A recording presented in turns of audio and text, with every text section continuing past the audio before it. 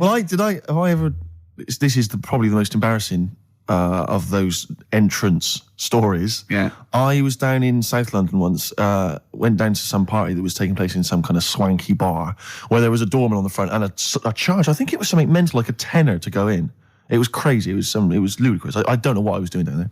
And I was in the queue. We'll establish what you mean by swanky later, because that could be... And it was a posh place. Was it? And so there's a queue outside, and there was one of these doormen who thought it was like kind of Studio 54. He was like sort of, choosing people who could come in. Yeah, you two come in now. And I've been there for ages, obviously. I was on my own because I got there late. And clogs. Exactly. I've dressed up for this. And there were these two girls next to me. And I'm thinking, if I'm in a queue, I've told you before, if I'm in a queue and if I'm stuck with two girls, I'm thinking, oh, what a great opportunity, use the old merchant charm. Yeah. And so I'm there, and I'm sort of thinking, sort of give them a nod or whatever, a wink. Yeah. They're loving it. Yeah. They move to the back. They're putty in my hands, Rick, as you can imagine. Yeah. And I thought, well, to really seal this off, I'll get us in. Like, I'll sort of skip the queue. So the guy sort of coming along, he's picking people off, the doorman, and I just grabbed him. I just grabbed him like that. And I said it so everyone could hear. Right? And I thought this was brilliant. I said to him, how much is it? He went, 10 quid.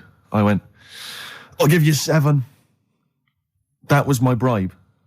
I'll give you 7. That's the whole £3. No, that can't be right. No. He must have said a £5, and I said, I'll give you 7. Yeah. That makes more sense, doesn't it? That's giving him a £2 incentive. A £2 incentive. I say, I'll give you 7, you can make up the 10. Exactly. You can, if you let me in, you can put in 3 yourself, mate. That never works, does it? He said to me, I can't be bothered. I'm just going to have a kip, I think. I'm so tired. Was it percentages that put you off? That frazzled me initially. I mean, it's a funny anecdote when you're giving him £2. Yeah. It's even funnier when you're getting him when to he's put up paying stuff. me as well. Oh, I love it. Well, we're gonna play a record, then we're really gonna concentrate. XFM 104.9, Ricky Gervais Show. Steve Merchant's also involved. Go to bed now. Oh no. We're talking about embarrassing stories and stuff, and I don't know if I've told this on this radio before. Have I told you, Karl? I'm not sure. But this was when I was working at the BBC. This is not even long ago, and I'd moved to London, and I was fairly new in London. And I was working at the BBC, and I had this BBC hire car, and I've never told it. If there's anyone listening who works for the BBC, I don't know if I can still get in trouble for it. But this BBC hire car, and it was like I'd been ferrying kind of actors and people and production people around all day in this car. And I was driving back, it was quite late, it was about sort of 7 or 8, and I was driving back, and I pulled in to get some petrol to fill up the car every day. And I went into this garage to fill up some petrol, and I was there, and two blokes came in a white van, right? They pulled into the forecourt, and I was filling up the car, and they went, "Hey, do you want to buy a couple of speakers?" And I said, "Yes, I do." Yeah. Because, to tell you the reason, it was like I was so flattered that they thought I'd be the kind of bloke who would, A, need some kind of classy speakers, and B, would like to buy them on the sly. Do you know what I mean? Yeah. I thought, they like the fact They've seen me. They've seen I look a bit of a hustler. Exactly. Yeah. I'm a street sort of guy. You can see by the way I use my walk. Exactly. Yeah. So I couldn't believe my luck. So they drove behind the garage, the little sort of garage bit at the back, and I went round there, sort of casually went round there, sort of locked the car, went round there. They went, open the back. You had 2 speakers in there. I said, "Are you sure these aren't knocked off, mate?" He went, No. We work for Dixon's. This is the story he spun me. We work for Dixon's, right? And we're delivery men. And if we make a delivery and the person's not there to sign for the goods, then we have to bring them back to the warehouse. But if we can sell them on the way back, then that's really good for Dixon's. Dixon's must love that. And instead of thinking, are you sure some kind of troubleshooter did someone going to go into Dixon's and go, you're not getting in the garage forecourt market? Jones. Exactly. Get a couple of lads in a white van. Exactly. Yeah. So anyway, I sort of bought this story, and I was a little bit dubious, and I went, right, let me hear them then. And he wired them up to the car stereo, and boom, boom, boom, they're playing. So it was some groovy hip-hop. I was thinking, great, these guys know what I'm into. Yeah. And he's giving me the talk and stuff. And I said, I'm a bit worried these are knocked off. He went, no, listen, we got a bloke at Dixon's who can confirm this is fine, right? Phone him up, use my mobile, right? And quote this reference number, right? So I phone out, and I goes, I go, hi, some guys here in the garage forecourt trying to sell me some speakers. Just wanted to check. He went, it's fine. I went, should I just read the reference number or whatever? He went, if you want. And X14, and I went, yeah, it's fine. Yeah. Okay. You know what that was, don't you? That was actually Mr. Dixon himself. Exactly. Yeah. Exactly. So I'm thinking, well, they sound great. They're giving me for a knockdown price. I'd say they were like 400 quid. They were like 200 quid or something. It was a good bargain. I was in the market for some speakers as well. Yeah. So while they were loading it's them all kosher. I phoned Dixon. Exactly. I phoned Dixon. That's fine. Yeah.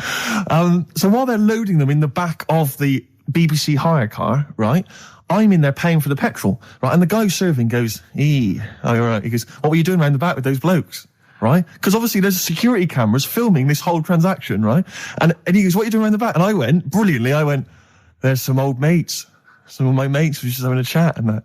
He went, oh, right, okay, like giving me obviously the evil eye. So I went back to the van. So I'm in the car now and I'm driving with one of the blokes who's in the van with me because I didn't have the money on me. So I had to go to the cash point to get the cash, right?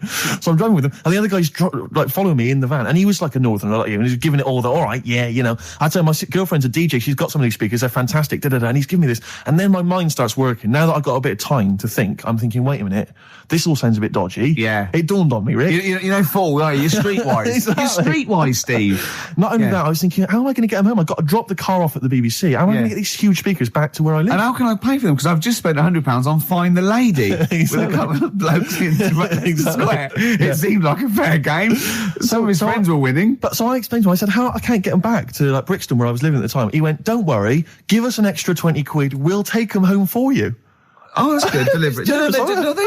They do a whole service, you see. And there's also a backup guarantee. Did they have the guarantee, the 3-month guarantee? They didn't. No. But so I said, I'm not sure about that. He went, well, why don't you put them in a cab, send them back, and your housemates can collect it? I was like, oh, no, there'd be no one in. And I was beginning to sort of get a bit conscious of like, maybe this was a bit of a scam after all. So I pulled into like a little side road. I said, I'm not sure I'm into this now, actually. He went, what are you talking about? It's 200 quid for a pair of speakers. It's a bargain. You never get a bargain like this, mate. I'm going, not too sure, actually. I don't think I want them. He went, 150 quid, mate, 150 quid. I went, no, he's 100 quid now to you. And I'm thinking, wait a minute, this doesn't sound like the kind of work that Dixons would be doing. Dixons don't do that when I go in. This is it. Dixons never negotiate in that way. When I go there, look around and I leave, they go, where are you going? Exactly. I go, no, we'll have anything then. Have anything for a So quid. I stopped the car and the white van pulled up behind me with his mates in. Sure. And I said, can you get them out? I'm not interested. And he went, 100 quid, mate. And he was just going, you tosser, you obviously want some speakers. And he was having a go at me. So I was carrying the speakers out and putting them back in the white van. And he was just shouting at me. He was going, 70 quid. I was like, 70 quid from 200? This is ludicrous. You realise that wasn't Dixon's policy then. Exactly. They don't usually shout, you tosser, as you leave the shop and walk down Camden High Street. They're not usually shouting, you tosser. You should have took the offer of like the monthly payments they've got on at the moment. So eventually I put them in there and I sort of knocked the deal on the head and I got back in my car and they were in theirs and I just looked in the rearview mirror and they were punching the dashboard like with aggression and venom, like we let that deal slip through our fingers. And I've never been so terrified in my life. I just sat there and I was just thinking, oh my God, all I was thinking now is what if I go back to the BBC and they go, we've had a call from the police, the man at the garage, he saw you doing a dodgy deal. I love it. Yeah. Well, what you do is you put the hire car in a drain in your front garden and then go in and out of the toilet, just pouring bleach down or Ajax and then never know. Yeah. Listen, let me just tell you briefly, this is another example of how people can just exploit you and make fun of you when you're tall. Yeah. I was quite tall. I've always been like about 6'7" for quite a while now. And when I was about 16, I went to a big New Year's celebration in Bristol, where I come from. And everyone kind of congregates in this big sort of part of town, and there was all people dancing around, like in Trafalgar Square. And I was there, and somehow I just picked up a balloon somewhere along the line, one of those kind of helium sort of balloons, and I was holding that, sort of dancing around. And these two girls came up to me, and I was thinking, yeah, okay, you know, it's New Year's Eve, brilliant, you know, that's my kind of party. Yeah. They came up, they went, hey. Once a year. And they said, you going to be here for long? And I went, well, maybe. And they said, it's just that we've arranged to meet back at you in about an hour. I went, what do you mean? I went, well, it's just because we can see you wherever you are. Don't worry, you can move around and stuff. We'll see you with the balloon. Just arranged to meet some friends. I love that. A landmark. So, pilots use that. Oh, we're just coming in. We'll be when we see Steve Merchant, we'll be descending to Bristol Temple Mead. What's really funny is New Year's Eve, Trafalgar Square, you got a huge column, but they use Steve as like the meeting point. Steve's got a huge column. Brilliant, Rick. Well done. Award-winning comedy from Ricky Gervais. So I went to a party and I was quite excited because I had the car, the motor, and there was a chick heading down to the party that I was like, you know, I had my eye on. And I thought, you know, now I've got a car and going to the party, it's going to be amazing, right? And various friends had said, like, can we get a lift? I thought, yeah, groovy. Yeah, I'll pick up the chick as well, who was a friend of a friend. Yeah. So cruising down to the party in the motor, you know, the Volvo estate, and there's nothing sexier than that. You know, slipping a little bit of Billy Joel on the stereo or whatever. Something classic. Exactly. And maybe it was Billy Ocean. I think maybe I was quite a Billy. Maybe it was Get Out of My Dreams, Get Into My Car. Ideally. Yeah. So I get to the party, and inevitably it was one of those house parties where the chick that I had my eye on, she kind of was chatting to other guys, and she wasn't really paying attention to me, and I was sort of... Trying hard to get, was she again? Same old story. Oh, they make me They laugh. know how to tease, don't they, the ladies? Who are they kidding? So I'd follow her like a dog, you know, from room to room. Yeah. And watch her Quite while... literally, sometimes he was barking. Yeah. And while, you know, just watch her while she talked to other blokes. And then, obviously because I was driving, I wasn't drinking, so I was not really enjoying myself. And then somebody said, should we go and pick up Vera? And I thought, right, okay. And they went, Steve's got a car, let's all leap in there, we'll go pick up Vera. And this girl was like up for it as well, so I thought, brilliant, you know, I'll be back in the car with her, you know, away from all these lads. Yeah. One guy she had her eye on, he came as well, I was a little bit annoyed. Yeah.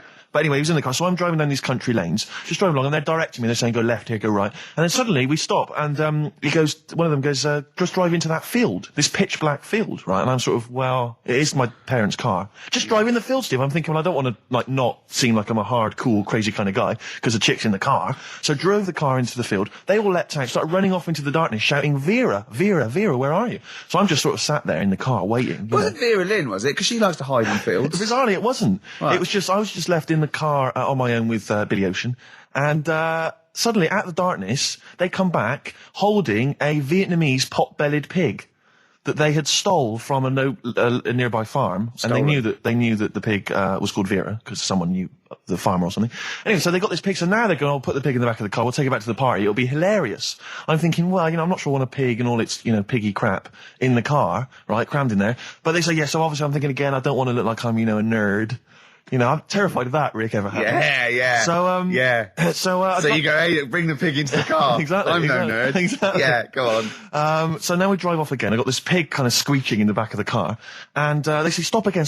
Let's do some cow tipping. And they do that old thing, you know, about the fact because cows sleep standing up, don't they? So you can push a cow over and stuff. Yeah. So they're having a wild time, hilarious. So this time, now we get to a sort of dead end in the road. And, they say, well, turn around, let's go back to the party. And I'm thinking, fine. Try and do a 3-point turn in this very narrow country lane, right? Get the Volvo estate wedged horizontally across the road.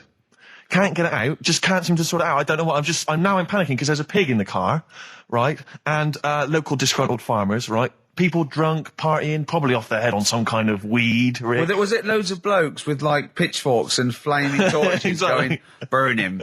He's playing with our pig. Exactly that. And so that, do you know, I was so terrified that all I could think was they're going to have to send a helicopter to lower a magnet onto the top of the car to lift the car up and put it the right way around. You used to read a lot of comics, didn't you? Yeah. So, do you know what I started doing? What? Crying. Did you really? Yeah. Why? Just started crying, just very slightly, started getting upset.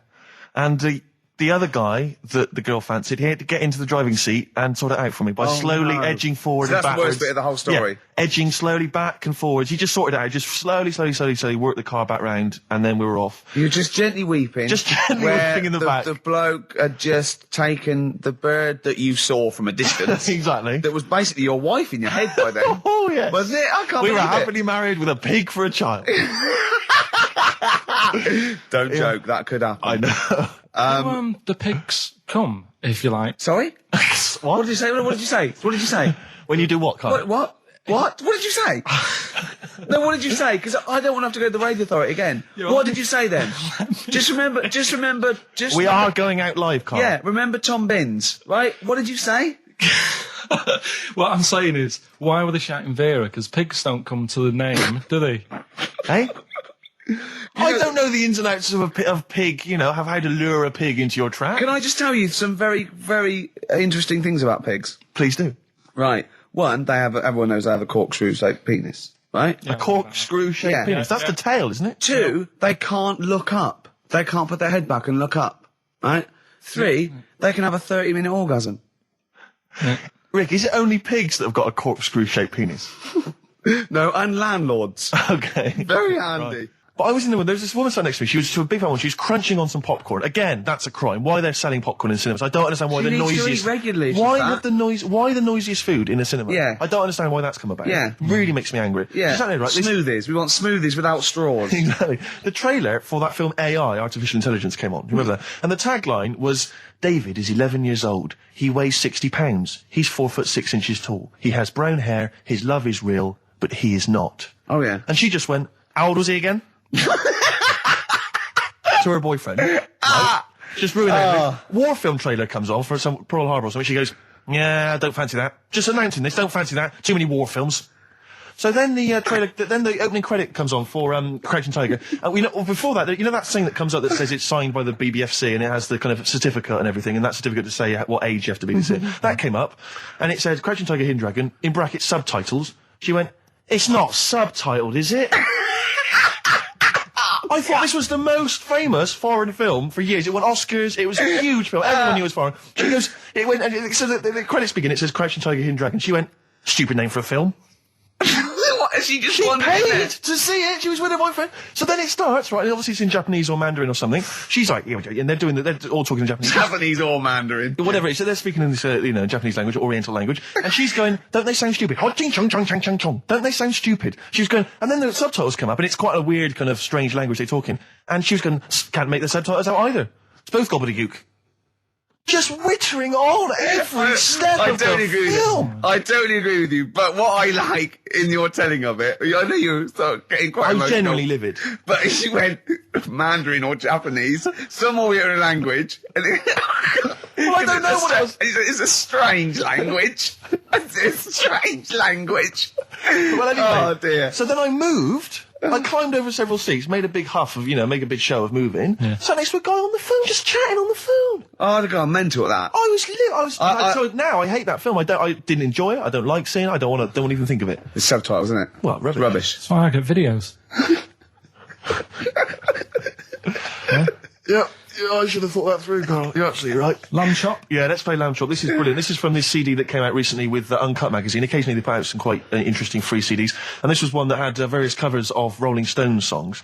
And a lot of them were, quite shoddy, but this was a brilliant, specially done, I think, for the CD. It's Lamb Chop doing a version of quite an obscure Rolling Stones song called Backstreet Girl. It's just beautiful. Let's hear it. Steve, you got any other toilet-related anecdotes? Rick, my life is just full of toilet trauma. Yeah. And Carl, you may not realise this, but a while back I used to host, this is bizarre, I used to host a radio show on the BBC World Service, right? Now, if you want someone who's the voice of integrity, the voice of intelligence, the voice of a nation, you're going to come to me. That's obvious. And I was broadcasting, so now they've got listeners of something like 50, 60 million people around the world. It's mental, the listenership of the World Service. And I used to host this show with someone It's a big place, Steve. The World? Yeah. You're absolutely right. And anyway, so I had to be into Bush House where they broadcast from 10 o'clock every Friday morning to broadcast around the world to 50 million people, right? And one week, I just went to the toilet in my house, right? Everyone had left. I got there a bit late. I got up a bit late. Already against me. The clock was already against me. Had to be there at 10 o'clock, broadcast around the world. And we got 2 toilets in our house, downstairs one, right? And the door had already been a bit dodgy. It was one of those doors where you had to give it a bit of a kick as you went in. It was getting a bit tight. I don't know what the wood was expanding or something. I'm in there. And same thing again happens. No toilet paper. I think, oh, God, I'm going to have to somehow kind of make it up. Why don't you check first? I normally do, Rick. It's just on certain occasions when I'm bleary-eyed or something, I forget, or occasionally I forget. Normally I do check. Right. And you've got to bear in mind that it's not like this is happening every week. This is over the course of many years that these incidents have accumulated. So you've condensed them. For the purposes of this anecdote. Sure. Yeah. Yes. And great. You're just brilliant. Keeping the pace up of an anecdote there, Rick. You've just drawn in. I don't know where I am now. Anyway, I know where I am. I'm trapped in a toilet with no toilet paper. Yeah. That's where I am. And I'm thinking maybe I peel off some of the wallpaper, things like that. But there's nothing I can do. I got to go upstairs. Newspaper. Well, exactly. But I have to go upstairs and find toilet paper. Was there any? There wasn't. There wasn't. Oh. I'll have to go upstairs and maybe find a notepad or something like that. Oh. And so I try the door. Right, the door's wedged. And I'm pulling on the door, and I can't get the door open. It's just like it won't come open. And it's already. And I knew it was going to come to this at some point. Like this is like the clock's ticking. I'm trying to pull the door open. Trousers around my ankles again. And I'm thinking, well, what I could do is I could open the window, I suppose, and try and climb out, but. Not really, because I got the trousers around the ankles. And that's or if it was raining, just stick your ass out, 2 birds with one stone. Sadly, it was a beautiful day, Rich. I call it the World Bee Day. And so what I'm thinking is, I got my mobile phone in there, luckily, because it's in my pocket. I'm thinking, well, maybe I can phone, I would seriously... Kleenex. Maybe I'll phone the fire brigade. At this point, I mean, just dried. No, it hadn't. It was... Hold on. Was that little puppy not around? Because sometimes you can call that, it's got a little bit wrapped round it. Listen... Or just use the puppy itself. There's 50 million people around the world going to need to hear my voice in 30 minutes. Exactly. And where's Steve? He's not locked in a toilet again, is he? Exactly. Oh, no. So I'm thinking about phoning the fire brigade, and I'm thinking, like, if I do that, it's going to be the first call that goes straight on the speakerphone. Yeah. For, like, the entire fire brigade service everywhere. With a butch hero carrying you down over his shoulders with your trousers around your ankles. Exactly. Can I just not pull him up? No. You've got to be learned to taught a lesson. Yeah. But I imagine the idea of her phoning up and going, hello there, I'm trapped in a room in my house. Oh yeah, which one is it? Oh, I don't need to know. It's quite small. Is it? Yeah. It's not the toilet, is it? Because we don't want to come and rescue someone who's trapped in the toilet. Which service do you require? Paper? So I think I can't find the fire brigade. The clock's ticking. So then I think one of my housemates is still in the house, but still asleep. So I phone the house number. Right, phone rings and rings and rings for ages. And eventually he answers the phone, right? Gets out of bed, answers the phone, yeah. Hi, it's Steve. All right, what's wrong? What are you doing? What are you doing? All right, yeah. I didn't wait, don't know. What are you doing?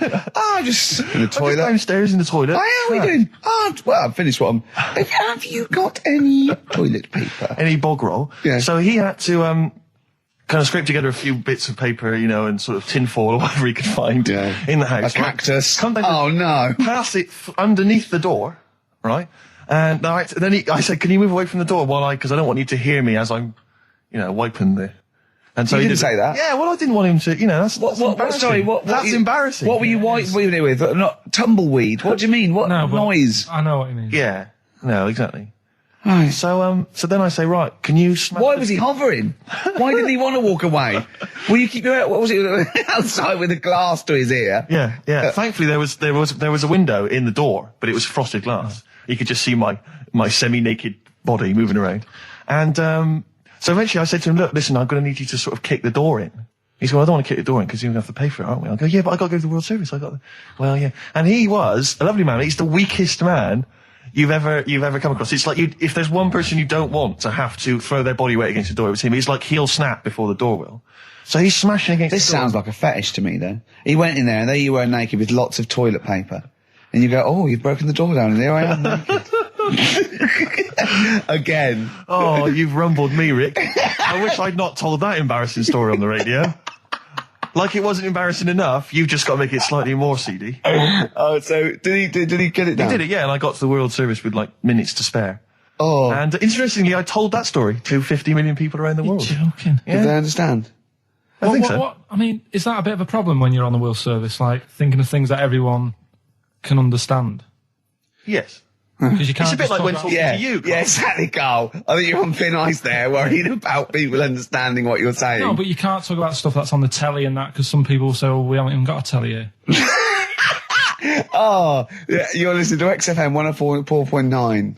Yeah. So let's carry on. Let's continue. Well, absolutely. Well, obviously, Carl was out with me last night, and he saw that I'm, he knows I'm a ladies' man, and that was obvious. Carl, you could see the vibe around me, couldn't you? When the chicks were talking to me, and just remembered recently, actually, I was on a train coming back from hometown Bristol, and I was on the train, and this girl walks on, good-looking girl. I thought, hey, a largely empty carriage. I'm thinking, my luck's in, because I take every opportunity, Carl. That's the thing about me. I don't choose. She was a good-looking girl. She sat down. I thought she sat down right near me. I thought, brilliant. As this guy comes up behind her, and says, I think that's probably a boyfriend or something, sits down next to her. And I listened in on the conversation, obviously, because I'm pretending to read. It was very clever. I read the same page for hours. I was pretending to listen. I was listening, but pretending to read. And I realised that it's not her boyfriend or anything. It's just some guy she's met on the platform. And I'm thinking, brilliant. If she's the kind of girl who's just going to start talking to someone, on a platform, on a train, brilliant, I'm going to be in here. Because he was only going one stop. So I'm thinking, what's the worst that can happen? He'll nick off. I'll get chatting to her. And who knows? I could join the... is there a train equivalent? Foot High Club. The Foot High Club, brilliant. And so I'm excited, I'm listening in. And it turns out that they're both kind of graduates who've just finished university, or they're coming to their finals or something. And they're chatting away, and he's making a couple of witticisms, and she's kind of tittering at his jokes. I'm thinking, I'll tell you this, if she's laughing at this kind of material, I am going to blow her away, with my kind of anecdotes and wry observations, Yeah. It was weak stuff, I got to be honest. Really? He was coming out with nothing. He was running on empty, as far as I'm concerned. Yeah. And she was loving it. So I'm thinking, brilliant, I'm going to be right in here. And then they get moving on to higher brow things, and I think she was going to study kind of Marxism or something like that, or communism, something. And she was asking him, by way of conversation, she was asking him what he knew about Marxism, And he was fumbling for his vague knowledge of it that he had in his life. And I'm just sat there thinking, come on, love, in any given capitalist environment, the proletariat will revolt against their oppression by the bourgeoisie, and after a brief period of socialist rule, emerges a classist society governed by community cooperation. Well, if that sort of talk wouldn't get a woman hot, I don't know what you'd use then. If Marx and Engels is not going to get a woman sweaty down below, hello, then nothing. It's then my name is You're not just Steve biding Hodgson. your time. Exactly. I'm just going to go in for the kill any minute. Yeah. So anyway, it comes to his stop, right? He gets up. I'm thinking, this is a piece of cake. And he gets off, and off he goes. He walks off. And I'm thinking, brilliant. And I thought, I'll wait till the train's pulled away. I'm not going to leap in straight away. No. And he comes back along the carriage. And I'm thinking, hang on a minute. He goes, listen, do you mind if I give you my email address? Oh. Right? And if you want to get in touch, email me. I'm thinking, come on, you loser. Get off now. Save your face, please, before it's too embarrassing. She accepts the email address because she obviously doesn't want to hurt his feelings, whatever. I'm thinking, fair enough. She's a good woman. I'm liking her. I'm loving her. I'm thinking, that's my kind of girl. So anyway, he gets off. I'm sat there, the train pulls away. I'm thinking, I'll wait a few minutes, I'll just, give her some time. Her phone rings. It's her friend on the phone. And she starts saying, and I was listening in, and she was going, just met a guy on the train. I'm thinking, that's true enough. She goes, he was a good-looking guy. I thought, you're having a laugh, love. To be honest. Because I was looking at him, and she said to her friend, he looks a bit like tennis player Boris Becker. I thought, you should be so lucky. Frankly, because I saw him, he had awful facial hair, if that's what makes him look like Boris Becker. Terrible little goatee beard. It was laughable. I thought, I don't know. And then she goes to thing, and she's like, I met him, we got chatting and stuff, and she was going, it's not often that you meet someone, generally in life, who's, kind of thoughtful and intelligent and funny. I thought to myself, I'm not even going to waste my time with you, love. Frankly, if that's what you thought of him. You just walked away. And I'll be honest with you, I didn't even bother talking to her. No, you were I didn't even waste my time with her. If she thinks that bloke is not only great looking, but funny and intelligent, and she got on well, and he was polite, and it was a chance meeting, and he thought, and she thought that you were like a freaky looking dog who didn't even have the nerve to speak. That is what if that's what she thinks, then I don't want to know her. I couldn't. You walked away, and good luck to you. And I have my dignity intact. Yes, and she's nothing. Oh look, you're actually a little bit stressed there, aren't you? Because you had to drink last night, didn't you? I had a couple of drinks. Yeah. I was down at Steve's night. He was doing a bit of DJing. Yeah. Went down the store. And that's why you're all grumpy. What? Do you hear what he just said? What? I was DJing last night. Obviously that XFM evening. Yeah. Hour and a half. My friend and I split the time on the decks. Yeah. What was the word you just used? He went down a storm. We went down a storm. Right, 3 girls, I was walking to the toilets during my set. 3 girls went, you are a genius. Right? What's his name? Dane Bowers? Why? Zane Lowe? Because you played records in a certain order. Yes. No, sorry, Rick, if you can't deal with that. Sorry if you're a little bit jealous, because this time you can't share the award. All right? Dear. But it was my credit this time. You can tell he hasn't been a DJ. Because it's not just about... It's not just about that. The songs you play, it's the way you play them. The way you play them, whether it's 33 or 45, very important. Yeah, leave your hand on them as they're trying to go round. But so 3 girls there, charmed by me, they loved it. Yeah. Zane Lowe, XFM DJ and MTV presenter, probably one of the coolest blokes alive. He came up, gave us massive respect. He said, I'm loving your set. He actually used those words, right? There were people coming up, they couldn't believe their luck. It was roaring. We'd stick on a track, people would cheer as it came on, right? My particular favourite, Karl, I think you'll agree, my particular triumvirate, LL Cool J, Mama Said Knock You Out, leading straight into House of Pain, Jump Around, then straight into that current Elvis track that's been re-released, remixed by Junkie XL. I played the original, which I'd already played on XFM before. I'm already there, cutting edge. Yeah. Right? 3 old tracks, you mean? 3 old tracks. In a row? Yep. And I think the words that would best sum it up are, I kicked ass. Great. Rick. All right. Well, I'm going to be kicking some ass today. But Rick, I just need to mention something quickly to you. When did I last see you? I saw you yesterday, didn't I? Yeah. Because we went up to Edinburgh yesterday. We were very nicely invited to go and talk at the Edinburgh International Television Festival. It was quite a big deal. We went up there and we were interviewed. And Ricky chose to go on the train because it takes like 4 hours, 4.5 hours or something on the train. But it's quite leisurely. It's quite sort of gentlemanly thing to do. Yeah. I opted to go for the plane option and fly up there. More modern. Exactly. And they bankrolled that. They paid for it all, and that was all very nice. And as I recall, when I last saw you, we got a cab, didn't we? And you asked if you could get the cab to drop you off at the train station. Yeah. And then it took me on to the airport. Yeah. Did I? No, that was before. The last time I saw you was before I got to the airport and missed my flight, wasn't it? Because I had to drop you off in the centre of town. Yeah, no, that was just before I had to pay £165 to upgrade to another ticket. How did you not tell me that in the last hour? £165, Ricky. I had to pay because we dropped you off at the train station. So, I mean, do you want to go halves on that, or what do you want? How do you want to deal with that? How do you want to sort that whole mess out? Why were you late?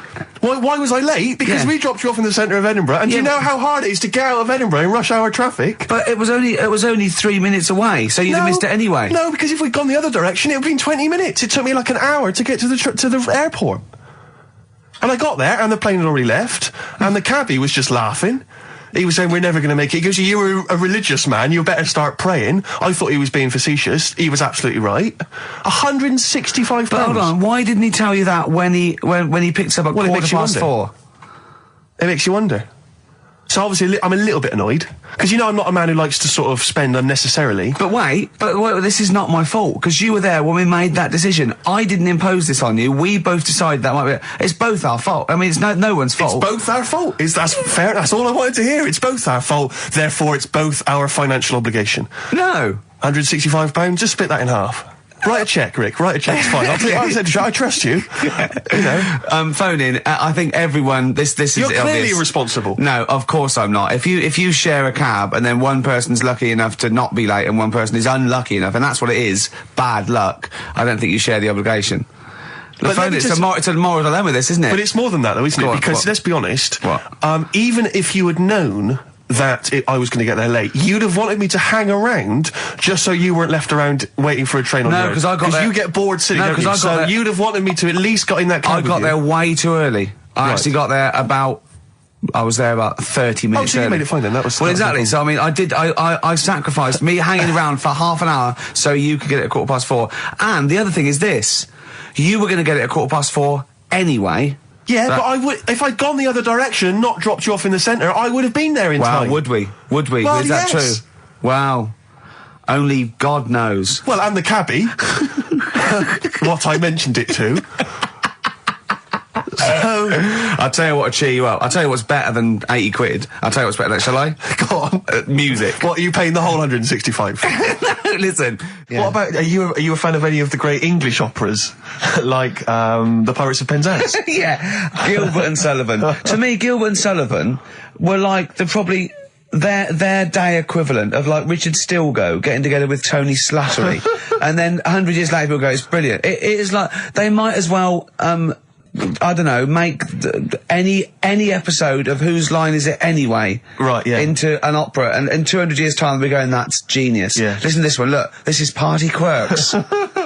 Yeah, Amdram Society. We're step. Because I was in the Pirates of Penzance once in an amateur production. You used to like Whose Line Is It Anyway? I did. That was. Although I did watch it when it first came on Channel 4 about 15, 20 years ago. But we did the Pirates of Penzance when I was in an amateur dramatic society in Bristol, the Bristol Operatic Society, Light Operatic Society. I don't know why I was involved because I can't sing. My audition, I thought this is how desperate they were for blokes. I swear to God, right, I can't sing. You know. Well, you. Yeah, all right, calm down. And I went in and they said, "So what are you going to sing?" I went, "Well, I want to surprise you." They said, "Do you want a piano accompaniment?" I said, "No, I don't think so." I went to the back. I swear to God, I went to the back of the room and I just sang. Thumbelina, Thumbelina, tiny little thing. Thumbelina dance, Thumbelina sing. Thumbelina, what's the difference if you're very small? 'Cause when your heart is full of love, you're 6 feet tall. I just did that. And they just looked at me like I was the weirdest freak they'd ever had. Immediately put me in the chorus, because that was how desperate they were for blokes. We rehearsed it. I couldn't remember the lyrics. Thank God you were doing Thumbelina. Yeah, yeah. Oh, but I couldn't remember the lyrics. What was it for? Was it Gilbert and Sullivan? It was the Pirates of Penzance. Oh. There weren't enough blokes, right? So that we had to double up. So some of the pirates had to double up as the policemen who were chasing the pirates. A little bit problematic in the scene when the policemen and the pirates have a fight. That was a little bit tricky.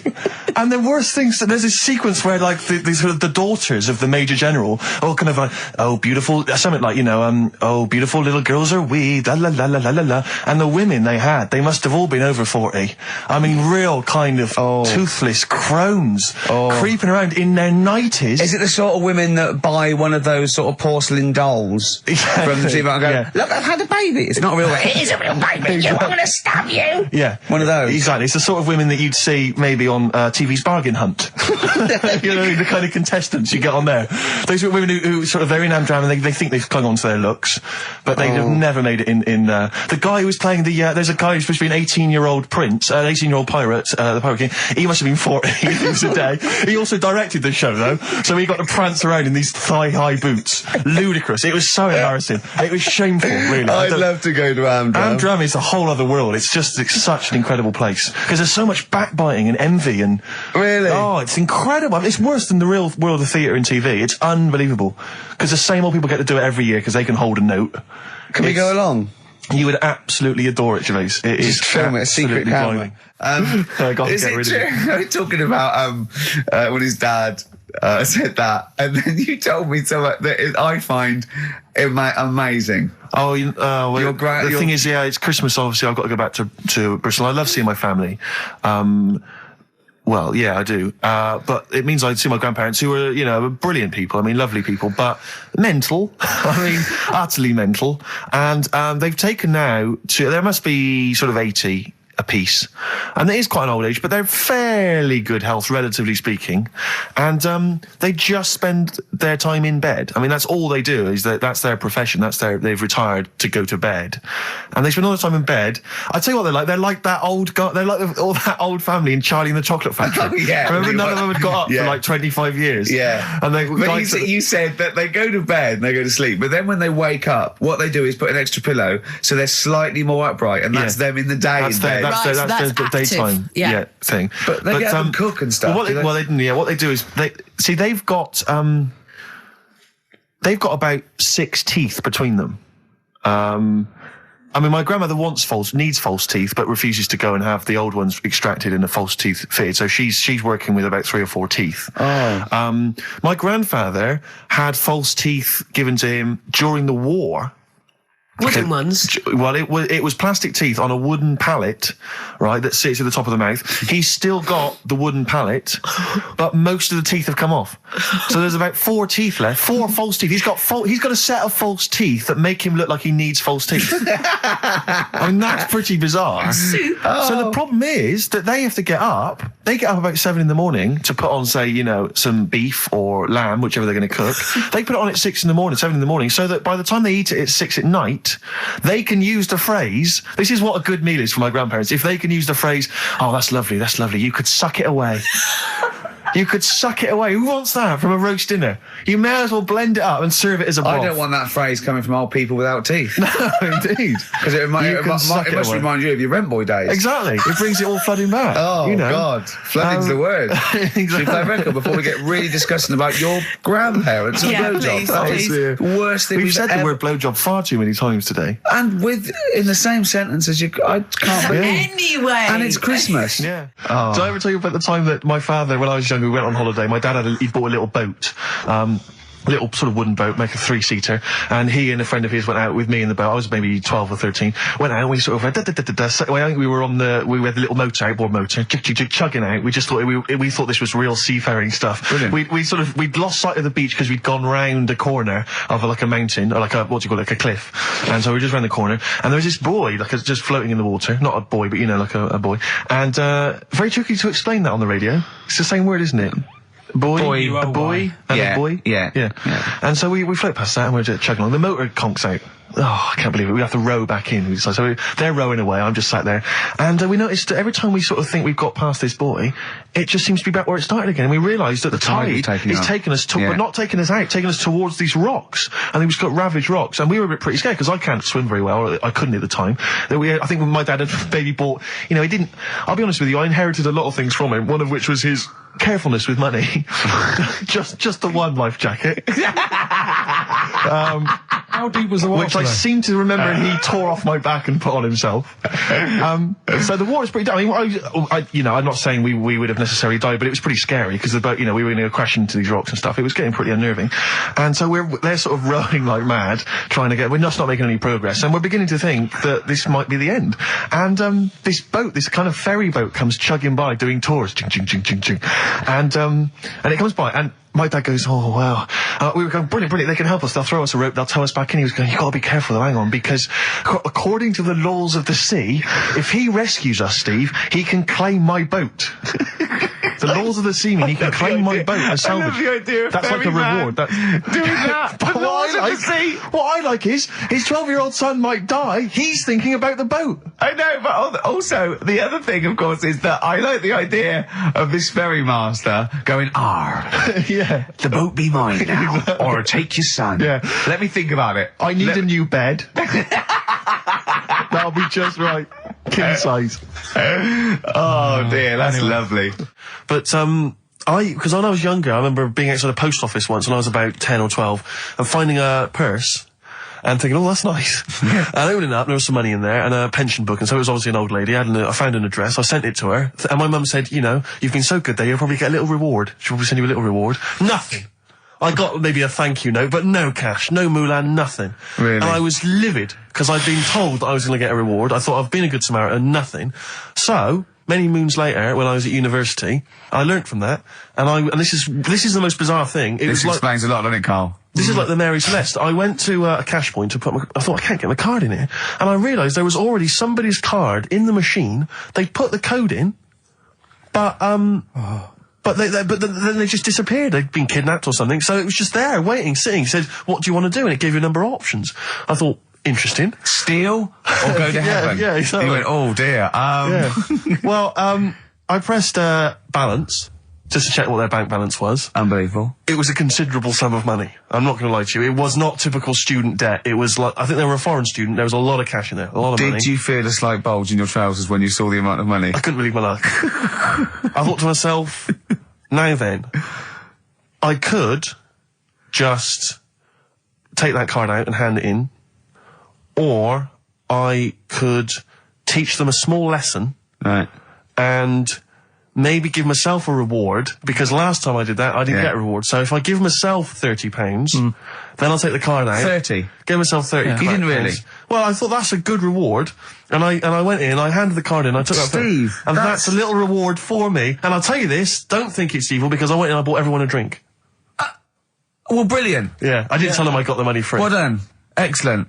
So probably gangsters are quite generous with the money they've stolen from other people. Yes, but someone's negligence, Rick, has lent... the thing is this, Steve, right? I believe it, except that buying people a drink, Karl. What do you think? Well, I kind of thought that when he said it, but then I thought, but they'll be buying him back. So he's still... That, so in a way, he's still a winner. Yeah. Everyone's a winner in that situation, including the student, because frankly, if there had been a less scrupulous person who found it, they'd have probably helped themselves to a considerable sum. I cannot believe he did that. There was thousands and thousands of pounds in there. What if Beadle had jumped out and slapped you with his little claw and said, we've been filming this merchant? Well, so what? How old were you then? I don't know, 19, 20. Would you do it again, or was it just to get the world back for the old lady's purse? Possibly do it again, yeah. You're joking. Well, you've got to think of it this way. You've got to think of it as there was a lot of money in there, and someone less scrupulous than me would have taken a fortune. They'd have cleaned them out. Whereas I just took a small reward, which I thought was more than enough for someone's negligence. And I've returned the card. They've got the card back. Everything's fine. Think of someone else. I could have gone on a spending spree. I could have been buying stuff, all sorts. Yeah, but it wasn't yours at all. Yes, but they probably would have given me a reward. And because, sometimes people forget or, they don't give you a reward, I thought I should take it myself. You had to go at your dad for nicking a loaf of bread out of a phone box. Yeah, but that's because it's for old people, geriatrics and stuff. How do you know how old was your people who you were robbing from? It was on a student campus. Well. Wow. I thought it was excellent behaviour. I thought it was good, honourable behaviour. That's showing another side to him, isn't it? What would you have done, Karl, in that situation? And tell the truth. I might have helped myself a little bit. There you are. I don't know what this is helping yourself a bit. Like you say, just sort of, send them back and sort of say, If you find a £1 coin in the street and you can be bothered to bend over for it, then have it. But someone's cash point card or personal belongings... I'd let them know, though. Did you send it to them and say, I've service charge included. I've took that out already. No, I handed it in to the... Let them know. What do you mean you'd let them know? I'd say, you're lucky here. Right, I just took, I'd probably said 20, actually. Okay. Because that's just like one note. Sorry, right, okay. You are winding me up. No, I'm not. I mean, not for once. I mean, I know what Steve's like. He is tight, right? He is. And you know that, don't you, Steve? Financially, you mean? Well, no, I mean, just the way you are. You're very sort of, you're not wasteful with your money. I'm careful. No, I'm not wasteful. Absolutely right. No, but to the extreme. Not towards the extreme. Not towards the extreme.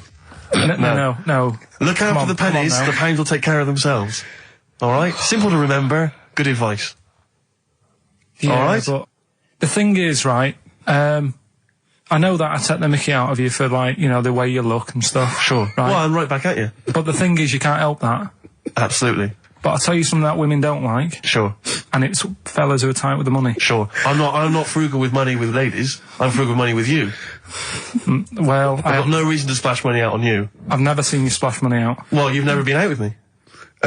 Steve, have you ever splashed out on a lady? No, but I hope to one day. The right lady. Play a record.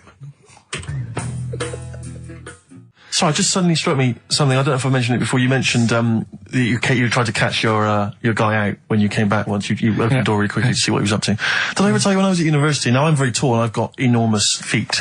Size 14. Size 14 shoes. And when I was at university, everyone, it seemed to me, was wearing Dr. Martens. It was like you had to wear a pair of Dr. Martens. It was kind of the rule. Dr. Martens was too big for you.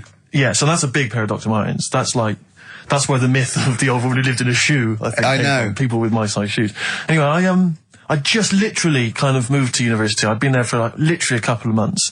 And obviously in that first period, you're quite keen to kind of, you know, reinvent yourself, strike yourself, try and give an impression of perhaps being quite sophisticated, worldly, cool, all those things that, you've left behind all your childhood friends, so you're trying to, develop something. But you didn't bother, you didn't? What, sorry? You didn't bother? No, I was working hard on it, and I was kind of, I was doing alright, and I had a tie-dye shirt, I was looking good.